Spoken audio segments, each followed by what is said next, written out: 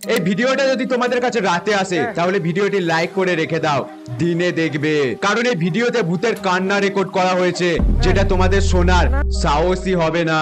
দেখো বন্ধু, এই ভিডিওটা কোথাকার আমি ঠিক জানি না, যতটুকু ইন্টারনেট থেকে জানলাম যে একটি ছেলের মাঝ রাতে ঘুম ভেঙে যায় কারণ তার বাড়ির সামনে অদ্ভুত অদ্ভুত আওয়াজ শোনা যাচ্ছিল, মানে কারো কান্নার আওয়াজ শোনা যাচ্ছিল।